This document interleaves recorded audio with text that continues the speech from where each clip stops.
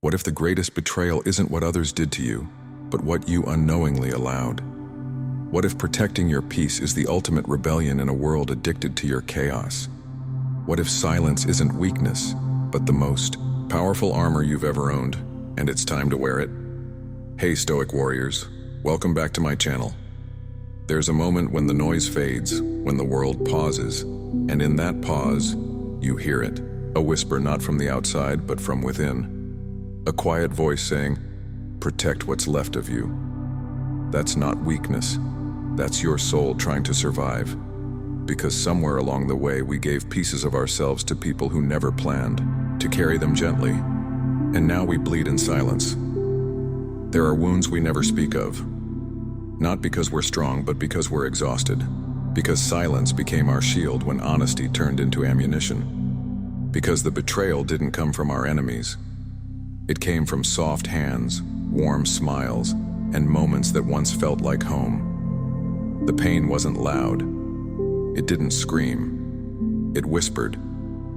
It lingered. It made itself comfortable in places we thought were safe. These aren't scars from chaos. These are the echoes of trust broken in silence. The kind of wounds stitched behind the scenes between people we once let in too close, and moments we'll never get back. This isn't the pain of one explosion. It's the erosion of the soul, the slow leak of peace. Every time we expose the most fragile parts of ourselves to people who only saw them as entertainment. It took me 50 long years to understand. Your peace doesn't collapse in tragedy. It dies by exposure. Not suddenly, but piece by piece. Every time you hand over your truth to someone who never earned it, we think we're connecting. We think we're being real. But sometimes what we call opening up is just emotional bleeding in front of someone who only came to watch. And that pain, it doesn't rage, it drips. It shows up as sleepless nights, overthinking every word, guilt after vulnerability, and the knowing suspicion that someone somewhere is twisting your story into gossip. It haunts you not because of what was said, but because you can't take it back, because you gave away something sacred to someone who saw it as disposable. Seneca once said, "If you wish to keep your secret, first keep it yourself." I used to laugh at that. I believed openness was courage, that speaking out was strength, that vulnerability was the highest form of love. But now I know there's a brutal difference between being transparent and being emotionally naked in front of people who only want to watch you unravel without ever helping you heal. So let me make something crystal clear. Your peace is sacred, not public. It is not a community project. It is not open for comment, opinion, or curiosity. It's a private temple you protect with silence, solitude, and brutal discernment. Every time you expose your soul to the wrong person, you're letting them rearrange the furniture in your sanctuary with dirty hands. This isn't just a video. It's a reckoning. It's for the ones who gave too much too fast, who trusted with their whole soul and were left wondering why silence feels so heavy now, who opened their hearts like homes and watched people walk through with muddy feet. No apology, no intention to stay. You're not weak for staying quiet. Now you're not cold, you're rebuilding. And part of that rebuilding is understanding the simple truth. Not everyone is entitled to your story. Not everyone has earned the right to witness your storms. Some people only show up for the drama, not the depth. And so from this moment forward, make it your oath. My peace is sacred, not public. Say it, believe it, live by it. Let that sentence sit like steel in your chest. Let it harden your boundaries. Let it guard your softness. I'm going to walk you through 9 brutal but life-saving laws. Laws about privacy, dignity, and emotional sovereignty. Each one was carved from betrayal. Each one bled out of disappointment. And each one taught me that silence is not the absence of trust. It's the presence of wisdom. So don't treat this like a story. Let it be a turning point. Let every word carve itself into your skin like a warning from your future self. If I had learned these lessons at 20, 30, even 40, I would have never begged for peace. I would have built it, and I would have guarded it with everything I had. Don't skip. Don't scroll. Don't blink. Let this sink into your bones, because this isn't just advice, it's survival. Now let's dive in. Number 1, people change after knowing too much. Ever had that moment where you opened up and suddenly they weren't looking at you the same way? The eyes that once saw admiration now see something else. That smile you thought was warm turns cold. They don't listen like they used to. Instead of support, there's something strange, something distant in the air. It's like they were rooting for you, but now they're just watching you, waiting for you to slip. Why does this happen? Because people change when the mystery around you evaporates. When what was once intriguing about you, the untold, unseen parts of your life, gets spilled out. What they admired was the illusion, not the truth. They were cheering for the version of you that wasn't fully human. The moment you become human to them, they start seeing flaws. And that's when it all starts to crack. They won't always hit you with knives, though. Sometimes it's quieter. A backhanded comment here. A moment of silence there. A strange distance that creeps in when they're supposed to be closest. It's not always cruel. It's just different, and it's chilling. That shift in how they see you, it's not a coincidence. People change when they learn too much, when they see the real fight you're facing inside instead of the calm face you've learned to show.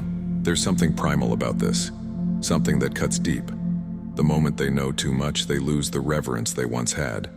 It's like they've uncovered the magic trick, and now all they see is the hands that were pulling the strings. Here's the kicker. The moment you overshare, you lose your power. You scatter your energy into the wrong hands. You expose yourself to those who never earned the right to see your soul. You invite judgment from people who were never meant to understand your struggles. When you reveal too much, they'll never look at you the same again. Remember what Epictetus said. Be careful to leave your children well instructed rather than rich. For the hopes of the instructed are better than the wealth of the ignorant. That's you. Don't let your words drain your strength. Don't hand over the essence of your being to someone who won't protect it like it's sacred. Let your silence be louder than your confessions. Let them feel your power without ever fully knowing the story. Teach them your strength, your character, not your pain. Because when they don't know your full story, they can't twist it. They can't weaponize what they never had the right to hold. Guard your narrative. Control your silence. Share your soul only with those who truly understand its worth. Those who truly love you. They don't need the full story. They respect the soul beneath it, and that's all that matters. Number 2, your vulnerability is currency. Spend it wisely. Not everyone deserves a front row seat to the battle that rages inside you. We've all been told to open up. That vulnerability is a form of strength. And it is, but only when it's guarded like the treasure it is. Not when it's tossed out, scattered to anyone who listened to feel something temporary, something fleeting. That's not strength. That's a surrender. Vulnerability is a sacred currency. It's not a free-for-all giveaway. It's a transaction, one built on trust, not desperation. When you offer your pain to someone who hasn't earned your trust, you devalue it. You're handing over your sacred scars like a prize in a contest no one deserves to enter. And the worst part, they don't respect it. They use it to entertain themselves, to fill the silence, to make themselves feel less alone. That's not healing. That's self-betrayal. There's power in restraint. A quiet, simmering power that pulses in the spaces between words, in the moments of silence. It's the strength of not texting them when your heart is breaking. It's the mastery of holding your pain in instead of spilling it to anyone who asks for it. Because when you speak too soon, you're robbing yourself of the power that comes from enduring your battles in silence. In Stoicism, there's a principle called incredia, mastery of oneself, not control over others. Not the power to dictate what happens around you. It's the brutal, raw mastery of your own reactions, your own words, your emotions. And here's the reality. When you share everything with everyone, you lose that mastery. You lay your self-respect out on the table, like a game of poker with people who might walk away with your hand halfway through the deal. People don't always want to hear your secrets to help you. Sometimes they're just looking for a moment to feel better about their own chaos. And once they've taken what they need, they're gone, leaving your vulnerability echoing in an empty room. So let your pain mature. Let it burn through you until it teaches you something. Don't make it someone else's lesson before you've learned from it yourself. Your soul isn't a vending machine. Stop giving it away for the price of temporary company. It's not a transaction. It's a treasure, and only those who truly deserve to witness it should ever be allowed to see it. Number 3, people don't listen, they collect. Some people don't listen to understand. They listen to collect. Every word you speak, every wound you bleed, every name you drop. It's not a moment of connection. It's an inventory. They're taking mental snapshots, filling their emotional warehouse with your deepest fears, your weakest moments. And one day, when the time is right for them, they'll pull it all out. Not to console you, not to heal you. No, they'll use it to control you, to manipulate a situation they're not even in, to twist your pain and turn it into their power. The worst part, it's the ones closest to you, the ones you thought were your safe haven, the ones you believed would hold your secrets like sacred treasures, but instead you're just feeding their curiosity.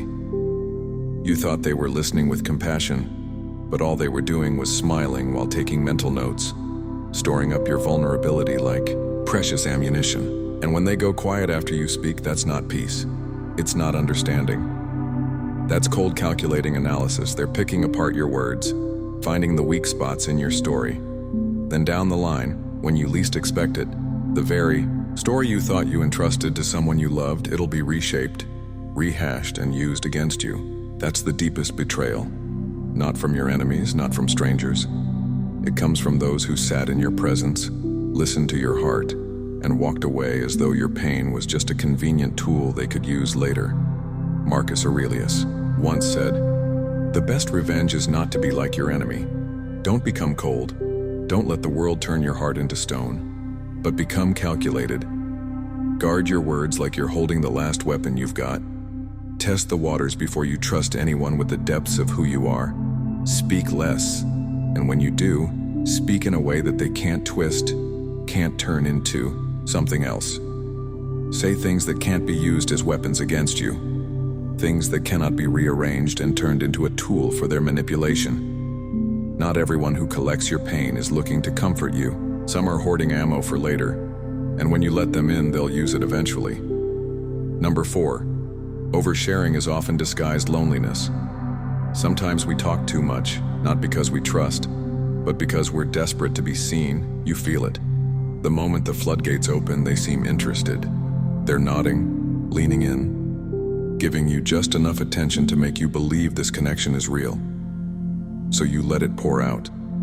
Your childhood wounds, your adult failures, your trauma, your grief, your guilt, it's all spilling out like a dam that's been holding back the torrent of everything you've carried, everything you've hidden.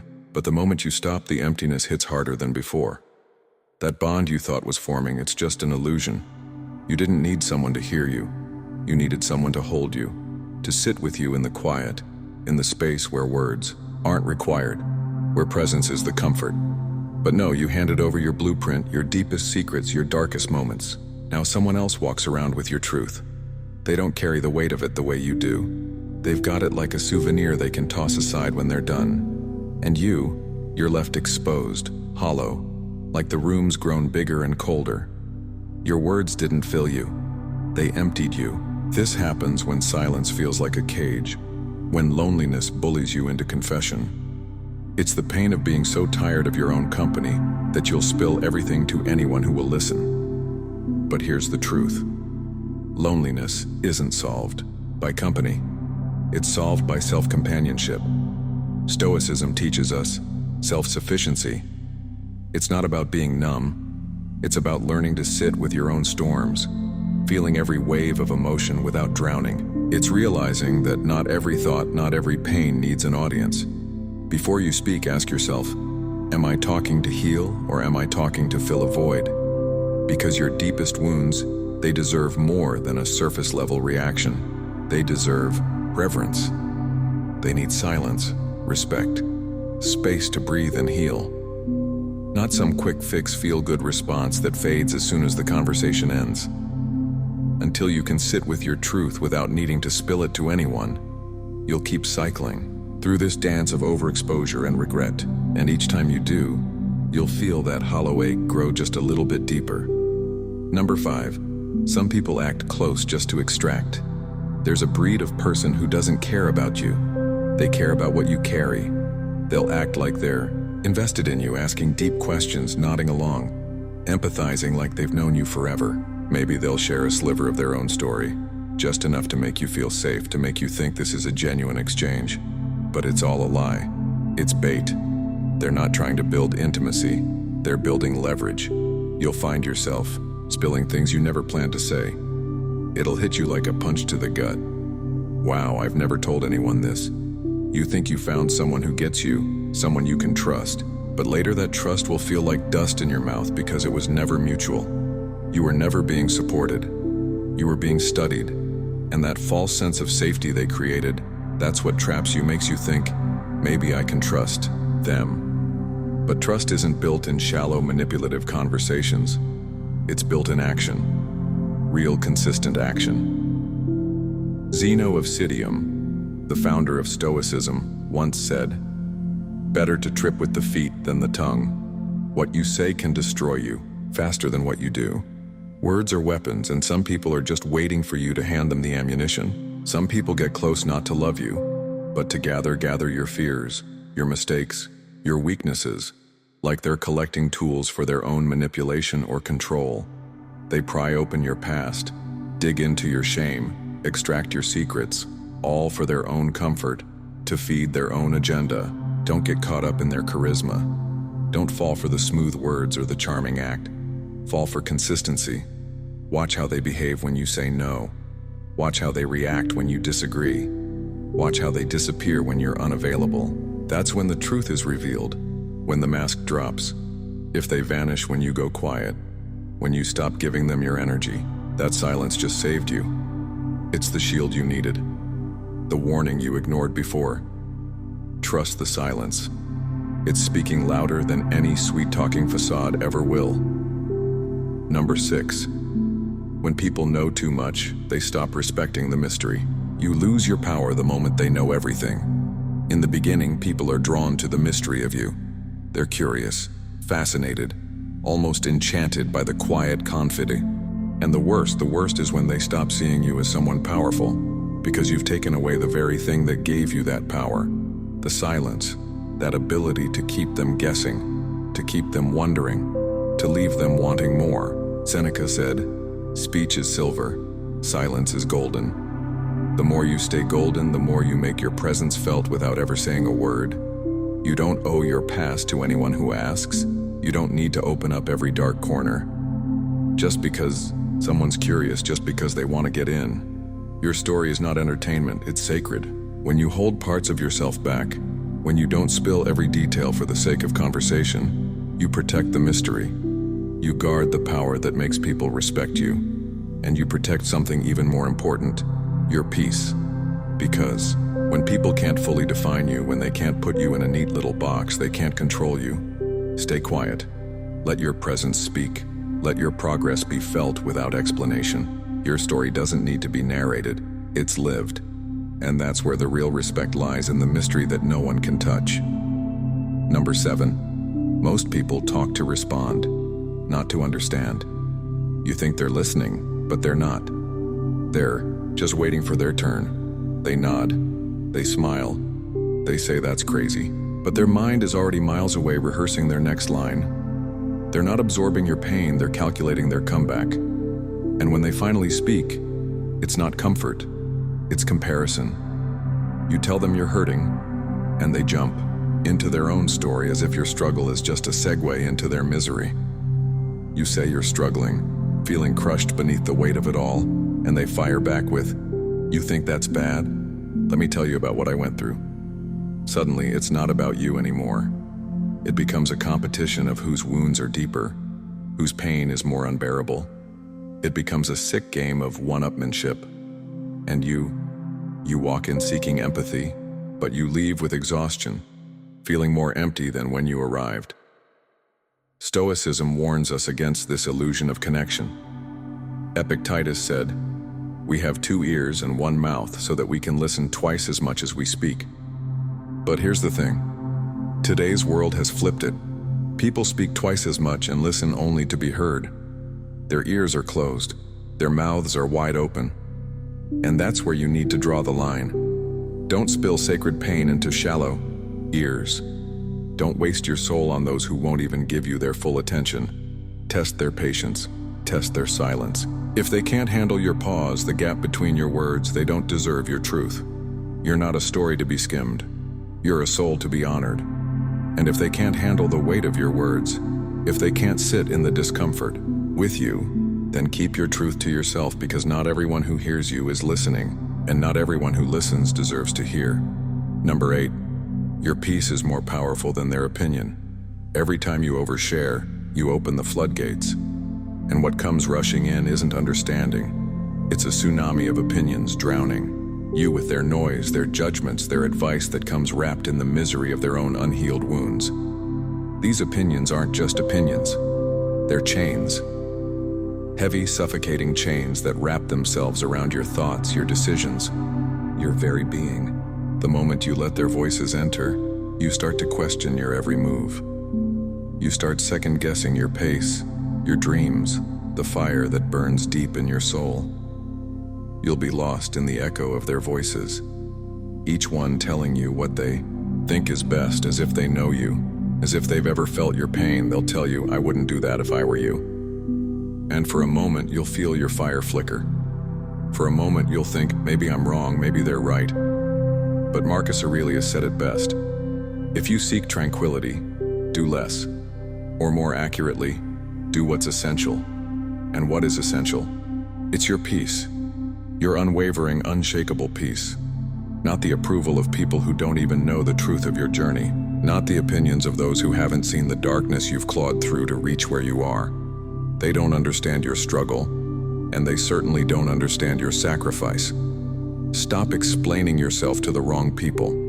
Stop seeking approval from the half-listening, the shallow-minded, the ones who can't see your vision. You owe them nothing.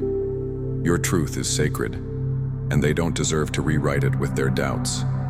Some battles, some scars, they're not meant to be shared. Some transformations are forged in the darkness where no one can interrupt your metamorphosis. In the quiet, in the solitude, you become unbreakable.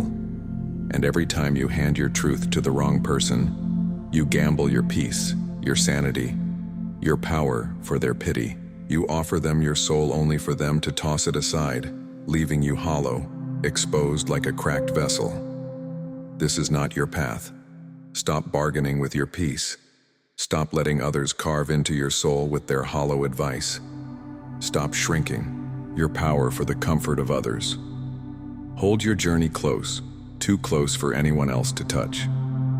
Let your peace become the fire that burns through their confusion, their noise, and their judgments. Let your silence become the storm that consumes everything they think they know about you. When you protect your peace, you protect your soul. You become the tornado that no one can control. Your peace is the weapon that will break their chains and leave them shaking in the wake of your transformation. They can never take what you refuse to give. Number 9, the deepest connections don't need explanation. When it's real, you don't have to say a word. Some souls just understand. They don't need to hear the chapters of your life spilled onto the table. They don't need a narrative of your suffering to know the weight you carry. Your silence speaks, louder than your voice ever could. And in those moments, there's no need for justification, no need for validation. You don't have to break yourself down piece by piece, explain your pain, or defend your truth. They get it. The way your eyes speak a language the world doesn't know. The way your energy shifts and your heart breaks and they see it. They don't just hear your words, they feel your soul. This kind of connection, it's not for everyone. Most people can't handle it.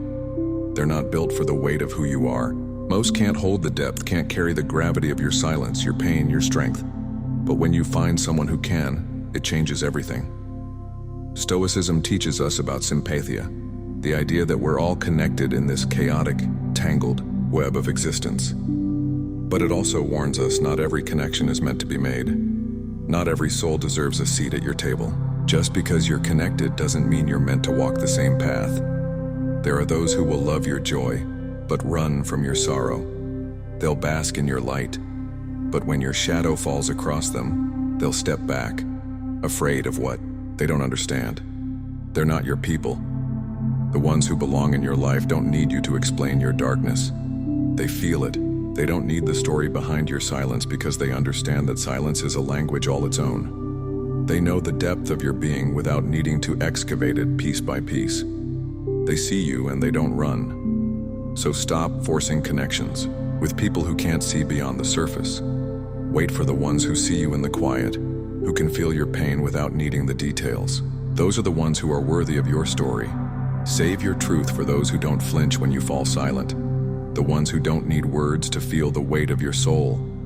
Those are the people who will lift you, not break you.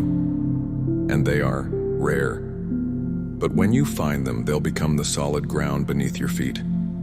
Stop offering pieces of your soul like they're on clearance. You are not a discount version of yourself. You are a storm, a silence, a sanctuary, and not everyone deserves to enter.